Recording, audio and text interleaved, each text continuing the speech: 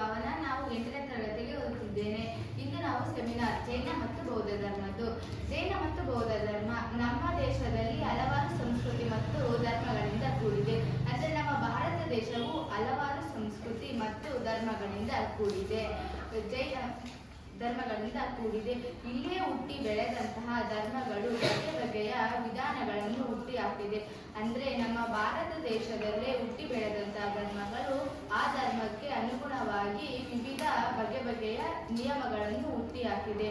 ಅಂದರೆ ಭಾರತ ದೇಶವು ಸಂಸ್ಕೃತಿ ಮತ್ತು ವೈವಿಧ್ಯಮಯದಿಂದ ಕೂಡಿದೆ. ಅಂದರೆ ಭಾರತ ದೇಶದಲ್ಲಿ ಸಂಸ್ಕೃತಿ ಮತ್ತು ವೈವಿಧ್ಯಮಯದಿಂದ ಕೂಡಿದೆ. ಸುಮಾರು 8ನೇ ಶತಮಾನದಲ್ಲಿ ಗಂಗಾ ನದಿಯ ಬಯಲಿನಲ್ಲಿ 2 ಧರ್ಮಗಳು ಉದಯವಾಗುತ್ತವೆ. ಆ ಧರ್ಮಗಳನ್ನೇ ನಾವು ಜೈನ ಮತ್ತು ಬೌದ್ಧ ಧರ್ಮಗಳು ಎನ್ನುತ್ತೇವೆ. ಅಂದರೆ ಸುಮಾರು 6ನೇ ಶತಮಾನದಲ್ಲಿ ಗಂಗಾ ನದಿಯ ಬಯಲಿನಲ್ಲಿ 2 ಧರ್ಮಗಳು ಉದಯವಾಗ್ತವೆ. ಆ ಧರ್ಮಗಳು ನಾವು ಜೈನ ಮತ್ತು ಬೌದ್ಧ ಧರ್ಮಗಳು ಎನ್ನುತ್ತೇವೆ. ಈ ಧರ್ಮಗಳು ಶಾಂತಿ ಅಹಿಂಸೆ, ಕಷ್ಟ ಸಹಿಷ್ಣುತೆ, ಮಾನವನ ಮುಂತಾದ ಮೌಲ್ಯಗಳನ್ನು ಪ್ರತಿನಿಧಿಸುತ್ತವೆ. ಮತ್ತು ಚರಿತ್ರೆಯಲ್ಲಿ ಕಾರಣವಿಲ್ಲದೆ ಯಾವ ಬದಲಾವಣೆಯೂ ಆಗುವುದಿಲ್ಲ. ಜೈನ ಮತ್ತು ಬೌದ್ಧ ಧರ್ಮದ ಉದಯದ ಹಿನ್ನೆಲೆಯನ್ನು ನಾವು ಜಂಡಗೊಂಡ ಅಥವಾ ಶ್ರೇಣಕರಣದಲ್ಲಿ ನೋಡಬಹುದು. ಅಂದರೆ ಜೈನ ಧರ್ಮ ಹೇಗೆ ಉದಯವಾಯಿತು ಅದರ ಹಿನ್ನೆಲೆಯನ್ನು ನಾವು ಜಂಡಗೊಂಡ ಅಥವಾ ಶ್ರೇಣಕರಣದಲ್ಲಿ ನೋಡಬಹುದು.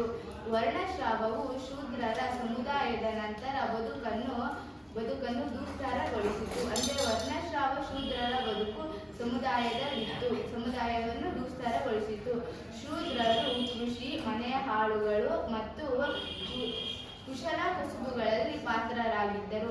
ಅಂದರೆ ಈ ಶೂದ್ರರ ಕೆಲಸಗಳು ಏನೇನೆಂದರೆ ಕೃಷಿ ಮಾಡ್ತಾರೆ, ಅಂದರೆ ಅವರು ವ್ಯವಸಾಯನ ಮಾಡುವುದು, ಮತ್ತೆ ಮನೆಯ ಆಳುಗಳು ಮತ್ತು ಕುಶಲ ಕಸುಬುಗಳಲ್ಲಿ ಅವರ ಪಾತ್ರವಾಗಿದ್ದರು.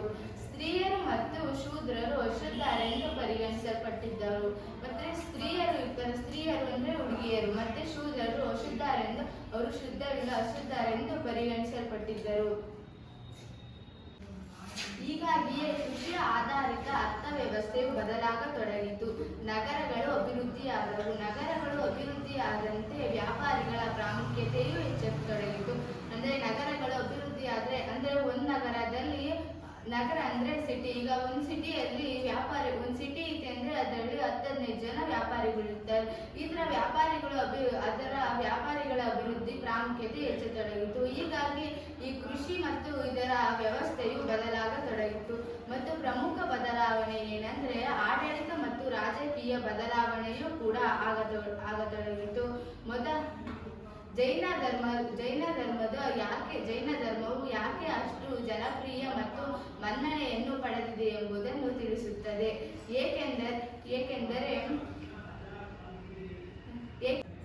ಏಕೆಂದರೆ ಕುಲಕಸುಬುದಾರರು, ವ್ಯಾಪಾರಿಗಳು, ಹೊಸದಾಗಿ ಪ್ರಾಮುಖ್ಯತೆಯನ್ನು ಪಡೆದ ಮನೆತನಗಳು ಹಲವಾರು. ಹೊಸದಾಗಿ ಹುಟ್ಟಿದಂತಹ ಜೈನ ಮತ್ತು ಬೌದ್ಧ ಧರ್ಮಗಳಿಗೆ ಬಲವನ್ನು ನೀಡಿದವು. ಜೈನ ಮತ್ತು ಬೌದ್ಧ ಧರ್ಮಗಳು, ಈ 2 ಧರ್ಮಗಳು ಮಾನವನ ಹಿಂಸೆಗೆ ಆಸೆಯ ಮೂಲ ಕಾರಣವೆಂದು ಹೇಳಿದರು. ಅಂದರೆ ನಾವು ಹೆಚ್ಚು ಆಸೆ ಪಟ್ಟರೆ ನಾವು ಹೆಚ್ಚು ದುಃಖವನ್ನು ಪಡ್ಕೋಬೇಕು ಅಂತ ಈ 2 ಧರ್ಮಗಳು ಹೇಳಿದವು.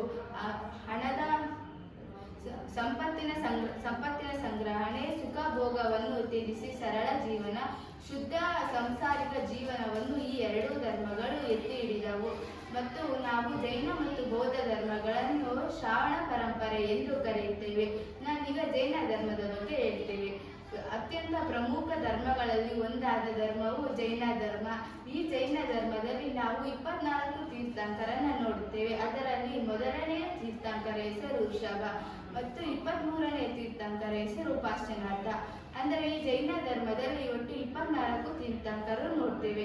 ಅದರಲ್ಲಿ ಮುಖ್ಯವಾದವರನ್ನ ಮಾತ್ರ ಕೊಟ್ಟಿದ್ದಾರೆ. ಅದರಲ್ಲಿ ಮೊದಲನೆಯ ತೀರ್ಥಂಕರ ಹೆಸರು ಋಷಭ ಮತ್ತು 23ನೇ ತೀರ್ಥಂಕರ ಹೆಸರು ಪಾರ್ಶ್ವನಾಥ. ಸಾಮಾನ್ಯ ಶಕಪೂರ್ವ 6ನೇ ಶತಮಾನದಲ್ಲಿ ಪಾರ್ಶ್ವನಾಥನು ದೊರೆ ಅಶ್ವೇಶ್ವರನ ಮಗನಾಗಿ ಜನಿಸಿದನು. ಮತ್ತು ಇವನು ಸುಖ ಹಾಗೂ ಭೋಗಗಳನ್ನು ತ್ಯಜಿಸಿ ಅಮರನಾಥನು ಎಂಬ ನಂಬಿಕೆ. ಮತ್ತೆ ಈ ಪಾರ್ಶ್ವನಾಥನು ಸನ್ಯಾಸತ್ವವನ್ನು ಸ್ವೀಕಾರ ಮಾಡಿದನು. ಇವನು ಸುಖದ ಜೀವನಕ್ಕಾಗಿ ಮುಖ್ಯವಾಗಿ 4 ತತ್ವಗಳನ್ನು ಹೇಳಿದ್ದಾನೆ. ಪಾಶ್ಚಿನಾತ್ಯನು ನಮ್ಮ ಜೀವನ ಸುಖವಾಗಿ ಇರಬೇಕು ಅಂದರೆ ನಾವು ಈ 4 ತತ್ವಗಳನ್ನು ಪಾಲಿಸಬೇಕು. ಅವ್ಯಾವ್ಯಾವಂದ್ರೆ ಅಹಿಂಸೆ, ಸತ್ಯ, ಆಸ್ತೇಯ, ಅಪರಿಗ್ರಹ. ಮತ್ತೆ ಐದನೇ ತತ್ವವಾಗಿ ಬ್ರಹ್ಮಚರ್ಯ. ಇದು ವರ್ಧಮಾನ ಮಹಾವೀರ ಹೇಳಿದಂತಹ ತತ್ವ. 4 ತತ್ವ ಹೇಳಿದ್ದು ಪಾಶ್ಚಿನಾಥ, ಇನ್ನೊಂದು ಹೇಳಿದ್ದು ವರ್ಧಮಾನ ಮಹಾವೀರ. ವರ್ಧಮಾನ ಮಹಾವೀರನು ಗಣರಾಜ್ಯದಲ್ಲಿ ಒಂದಾದ ಕುಂಡಲಿ ಗ್ರಾಮದಲ್ಲಿ ಜನಿಸಿದರೆ. ಇವರ ತಂದೆಯ ಹೆಸರು ಸಿದ್ಧಾರ್ಥ. ಇವರು ಜ್ಞಾನೇಂದ್ರಿಯ ಬುಡಕಟ್ಟು ಜನಾಂಗದ ರಾಜರು ಮತ್ತು ಇವರ ತಾಯಿ ಹೆಸರು ತ್ರಿಶಾಲಾ ದೇವಿ.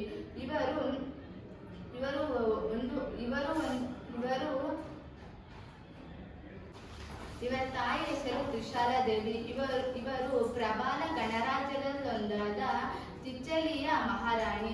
ಈ ವರ್ಧಮಾನ ಮಹಾವೀರನು ತನ್ನ 30ನೇ ವಯಸ್ಸಿನಲ್ಲಿ ಸತ್ಯಾನ್ವೇಷಣೆಯನ್ನು ಹುಡುಕುತ್ತಾ ಹೊರಟನು. ಅಂದ್ರೆ ವರ್ಧಮಾನ ಮಹಾವೀರನು ಸತ್ಯಾನ್ವೇಷಣೆಯನ್ನು ಹುಡುಕುತ್ತಾ ತನ್ನ 30ನೇ ವಯಸ್ಸಿನಲ್ಲಿ ಹೊರಟನು. ಇವನು ಮನೆ ಹಾಗೂ ಸಾಂಸಾರಿಕ ಜೀವನವನ್ನು ತ್ಯಜಿಸಿದನು. ಮನೆ ಮತ್ತು ಸಾಂಸಾರಿಕವನ್ನು ಜೀವನವನ್ನು ತ್ಯಜಿಸಿ ಇವನು 12 ವರ್ಷಗಳ ಕಾಲ ಸತ್ಯಾನ್ವೇಷಣೆಯನ್ನು ಹುಡುಕುತ್ತಾ ಅಲೆದಾಡುತ್ತಿದ್ದನು. ಇನ್ನು 30 ವರ್ಷದಲ್ಲಿ ಸತ್ಯಾನ್ವೇಷಣೆಯನ್ನು ಹುಡುಕುತ್ತಾ ಹೊರಟು 12 ವರ್ಷಗಳ ಕಾಲ ಸತತವಾಗಿ ಸತ್ಯಾನ್ವೇಷಣೆಯನ್ನು ಹುಡುಕುತ್ತಾ ಅಲೆದಾಡುತ್ತಿದ್ದನು.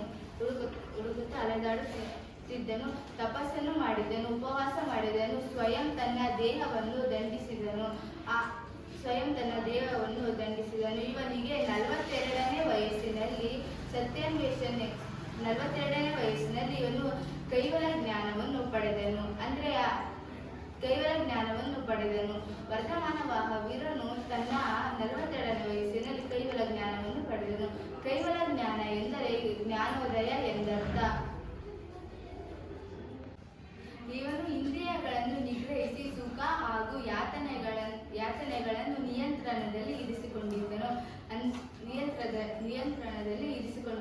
ಈ ಸಾಧನೆಗಾಗಿ ಇವನನ್ನು ಮಹಾವೀರ ಎಂದು ಕರೆಯಲಾಗುತ್ತದೆ. ಮಹಾವೀರ ಮತ್ತು ಜೀನ ಎನ್ನಿಸಿಕೊಂಡಿದ್ದನು. ಜೀನ ಎಂದರೆ ನಿಗ್ರಹಿಸಿದವನು, ಜಯಿಸಿದವನು. ಜೀನ ಎಂದರೆ ಅದರ ಅರ್ಥ ಜಯಿಸಿದವನು ಎಂದರ್ಥ.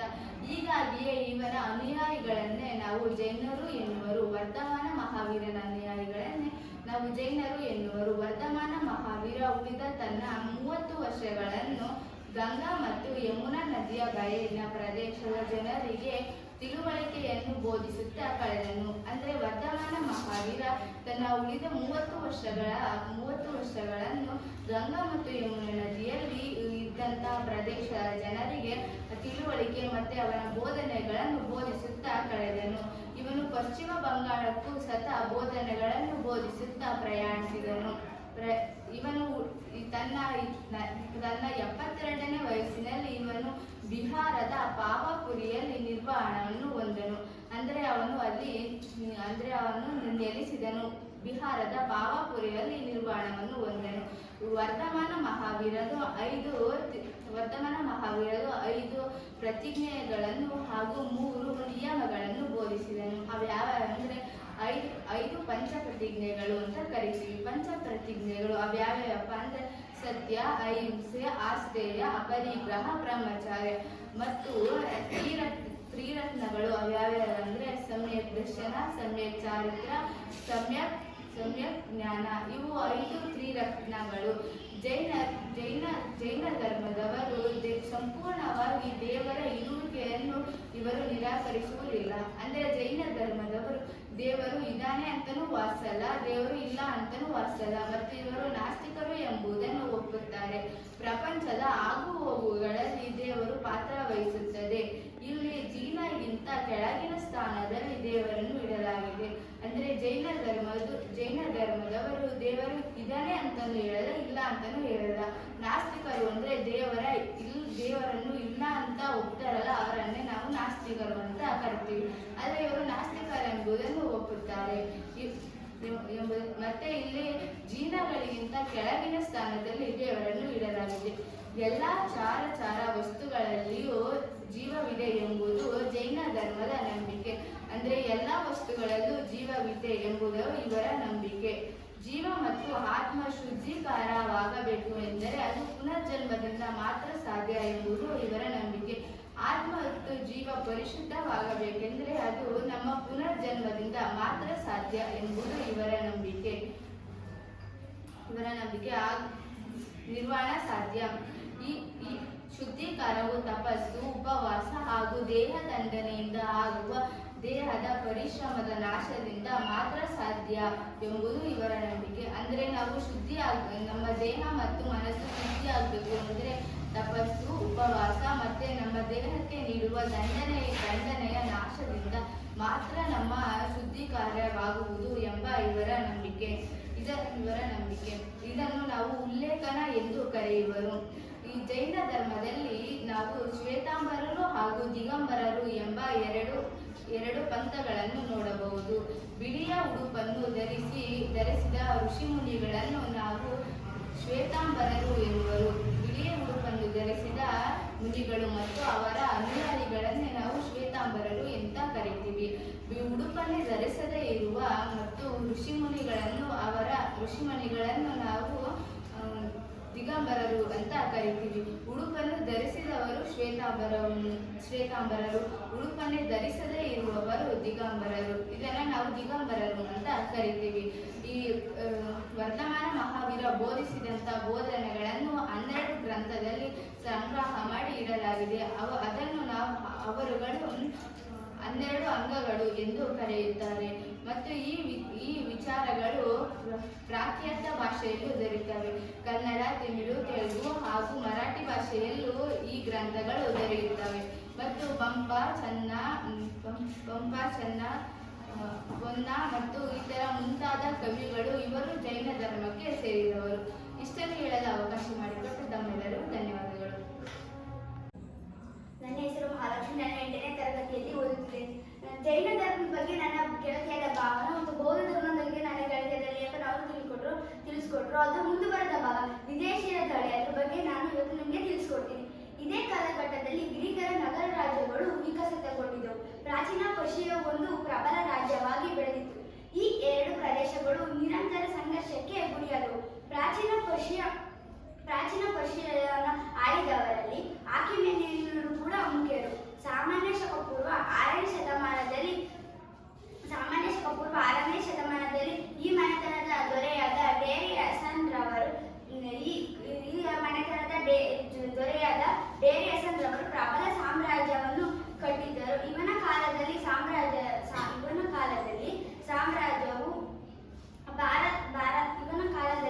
ಸಾಮ್ರಾಜ್ಯವು ಭಾರತದ ಗಡಿಯವರೆಗೂ ಹರಡಿತ್ತು.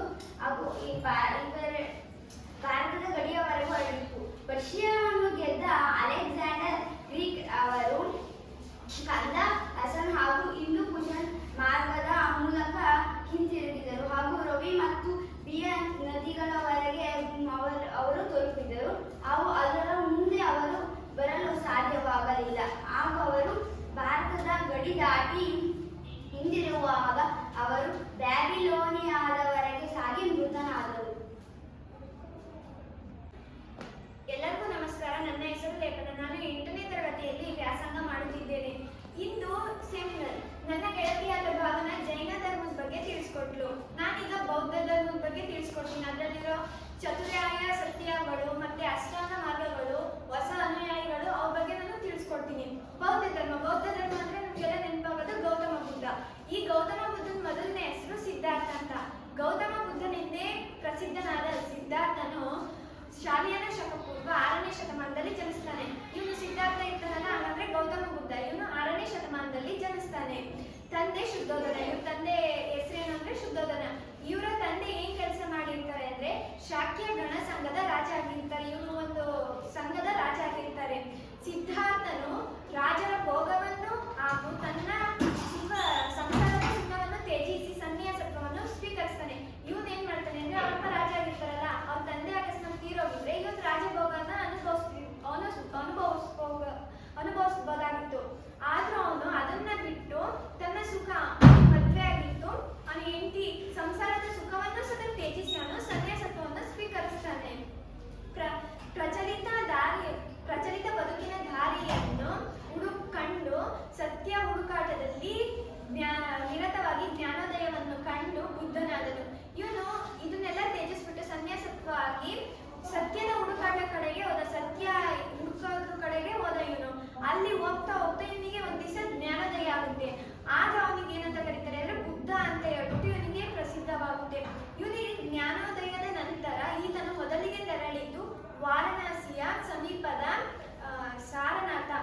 ಅಂದ್ರೆ ಇವನಿಗೆ ಮೊದ್ಲಿಗೆ ಜ್ಞಾನೋದಯ ಆಯ್ತಲ್ಲ, ಆಮೇಲೆ ಇನ್ನೊಂದು ಪ್ರದೇಶಕ್ಕೆ ಹೋಗ್ಬೇಕಾಗುತ್ತಲ್ಲ, ಅಲ್ಲಿಗೆ ಮೊದ್ಲಿಗೆ ತೆರಳಿದ್ ಇವನು ವಾರಣಾಸಿ ಅಂದ್ರೆ ಕಾಶಿ ಸಮೀಪದ ಸಾರನಾಥಕ್ಕೆ ಹೋಗ್ತಾನೆ. ಇವನು ಅಲ್ಲಿನ ಜಿಂಕೆವನದಲ್ಲಿ ಇವನು ಮೊಟ್ಟ ಮೊದಲ ಬೋಧನೆಯನ್ನು ಮಾಡ್ತಾನೆ. ಅವನು ಜಿಂಕೆವನದಲ್ಲಿ ಅಲ್ಲೇ ಪಕ್ಕದಲ್ಲಿ ಅಕ್ಕಪಕ್ಕದಲ್ಲಿ ಜಿಂಕೆವನ ಅಂತ ಇರುತ್ತೆ, ಅಲ್ಲಿ ಇವನು ಹೋಗ್ಬಿಟ್ಟು ಬೋಧನೆಯನ್ನ ಮೊದಲನೇ ಬೋಧನೆಯನ್ನ ಇವನು ಮಾಡ್ತಾನೆ. ಅದನ್ನ ಎಲ್ಲರೂ ಏನಂತ ಕರಿತೀವಿ ಅಂದ್ರೆ ಧರ್ಮಚಕ್ರ ಪ್ರವರ್ತನ ಅಂತ ಹೇಳ್ಬಿಟ್ಟು ಕರಿತೀವಿ. ಇಲ್ಲಿ ಇವನು ಚತುರ್ಯಾಯಿ ಸತ್ಯಗಳು ಮತ್ತು ಅಷ್ಟಾಂಗ ಮಾರ್ಗಗಳನ್ನು ರಚಿಸ್ತಾನೆ. ಚತುರಾಯಿ ಸತ್ಯಗಳು ಏನಂದರೆ ಲೋಕವೆಲ್ಲ ನೋವು ಹಾಗೂ ದುಃಖದಿಂದ ಕೂಡಿದೆ, ಆಸೆಯೇ ದುಃಖಕ್ಕೆ ಮೂಲ ಕಾರಣ, ಅತಿಯಾದ ಆಸೆಯಿಂದ ಬಿಡುಗಡೆ ಪಡೆದಾಗಲೇ ನೆಮ್ಮದಿಯ ಬದುಕು ಸಾಧ್ಯ, ಅಷ್ಟಾಂಗ ಮಾರ್ಗದ ಅನುಸರಣೆಯಿಂದ ಆಸೆಯಿಂದ ವಿಮುಕ್ತಿ ಪಡೆಯಬಹುದು. ಈಗ ಅಷ್ಟಾಂಗ ಮಾರ್ಗಗಳು 8 ಇವೆ. ಅವು ಯಾವುವು ಎಂದರೆ ಒಳ್ಳೆಯ ನಡತೆ, ಒಳ್ಳೆಯ ಮಾತು, ಒಳ್ಳೆಯ ನೋಟ, ಒಳ್ಳೆಯ ಬದುಕು, ಒಳ್ಳೆಯ ಪ್ರಯತ್ನ, ಒಳ್ಳೆಯ ನೆನಪು, ಒಳ್ಳೆಯ ನಿರ್ಧಾರ, ಒಳ್ಳೆಯ ಚಿಂತನೆ. ಇವು ಅಷ್ಟಾಂಗ ಮಾರ್ಗಗಳು. ಈಗ ಹೊಸ ಧರ್ಮದ ಅನುಯಾಯಿಗಳು ಶ್ರೀಮಂತ ವರ್ತಕರು, ಕುಶಲ ಕಾರ್ಮಿಕರು, ಜನಸಾಮಾನ್ಯರು ಈ ಪ್ರತಿಪಾದನೆಯಿಂದ ಪ್ರೇರಿತರಾದರು. ಜನಸಾಮಾನ್ಯರ ಭಾಷೆಯಾದ ಪ್ರಾಕೃತದ ಮೂಲಕ ಬುದ್ಧನು ತನ್ನ ಬೋಧನೆಯನ್ನು ಮಾಡಿದನು ಹಾಗೂ ಅವುಗಳನ್ನು ಸ್ಥಳೀಯ ಸಂಪ್ರದಾಯಗಳ ಅಂಶಗಳೊಂದಿಗೆ ಸಂಬಂಧ ಕಲ್ಪಿಸಿದನು. ಹೊಸ ನಗರದ ವಾತಾವರಣವು ಜನರ ಬದುಕಿನ ವಿಧಾನಗಳನ್ನು ಬದಲಿಸಿತು. ಈ ಬದಲಾದ ಪರಿಸ್ಥಿತಿಯಲ್ಲಿ ಈ ಧರ್ಮಗಳು ಆಶಾಕಿರಣಗಳಾದವು. ಅದರಲ್ಲೂ ಬೌದ್ಧ ಧರ್ಮವು ಹೊಸ ಪಾತ್ರವನ್ನು ವಹಿಸಿಕೊಂಡು ಪ್ರವರ್ತನೆಗೊಂಡು ಹೊಸ ಹಾದಿಯನ್ನು ಹುಡುಕಿಕೊಂಡಿತು. ಬುದ್ಧ ಹಾಗೂ ಅವನ ಅನುಯಾಯಿಗಳು ಕೋಸಲ, ಮಗಧ ಮತ್ತು ಗಂಗಾ ನದಿಯ ತೀರ ಪ್ರದೇಶಗಳಲ್ಲಿ ತಮ್ಮ ವಿಚಾರಗಳನ್ನು ಬೋಧಿಸಿದರು. ಇವರು ಬುದ್ಧನ ಹಾಗೂ ಅವನ ಅನುಯಾಯಿಗಳು ಒಂದು ಪ್ರದೇಶದಿಂದ ಮತ್ತೊಂದು ಪ್ರದೇಶಕ್ಕೆ ಹೋಗಬೇಕಾದರೆ ಕಾಲ್ನಡಿಗೆ ಮೂಲಕನೇ ಪ್ರಯಾಣಿಸುತ್ತಿದ್ದರು. ಬುದ್ಧನು ತನ್ನ ಜೀವನವನ್ನು ಪರರ ಬದುಕಿಗಾಗಿ ಮೀಸಲಿಟ್ಟಿದ್ದರು. ಅಂದ್ರೆ ಅವ್ರು ಅವ್ರದ್ದು ಜೀವನ ಇರ್ತಲ್ಲ, ಅದನ್ನೆಲ್ಲ ಬೇರೆಯವರಿಗೋಸ್ಕರನೇ ಮುಟ್ಪಾಗಿಟ್ಟಿದ್ರು.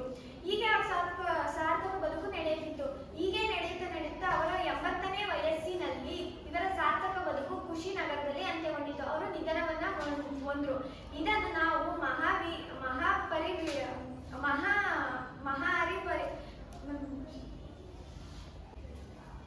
ಮಹಾಪರಿನಿರ್ವಾಣೆ ಎಂದು ನಾವು ಕರಿತೀವಿ.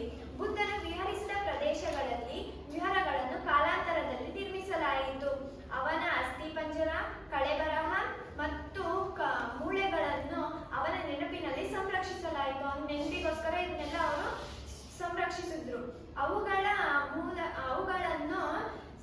ಅವುಗಳನ್ನು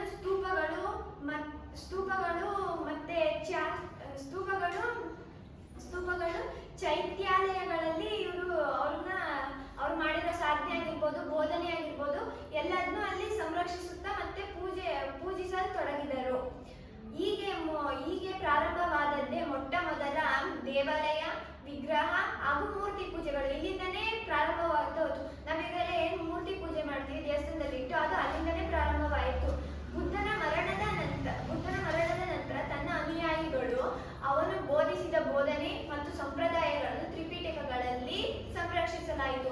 ಈಗ ಬುದ್ಧ ನಿಧನ ಹೊಂದ ಮೇಲೆ ಅವನ ಅನುಯಾಯಿಗಳಿರ್ತಾರಲ್ಲ, ಅವನು ಓದಿರೋ ಬೋಧನೆ ಆಗಿರ್ಬೋದು ಮತ್ತೆ ಸಂಪ್ರದಾಯಗಳನ್ನು ತ್ರಿಪಿಟಕಗಳಲ್ಲಿ ಸಂರಕ್ಷಿಸಿದ್ರು. ತ್ರಿಪಿಟಕಗಳು ಯಾವಂದ್ರೆ ವಿನಯ, ಸುತ್ತ ಮತ್ತು ಅಭಿಧಮ್ಮ. ಇವನ್ನ ನಾವು ತ್ರಿಪಿಟಕಗಳು ಅಂತ ಹೇಳ್ಬಿಟ್ಟು ಕರಿತೀವಿ. ಹೀಗೆ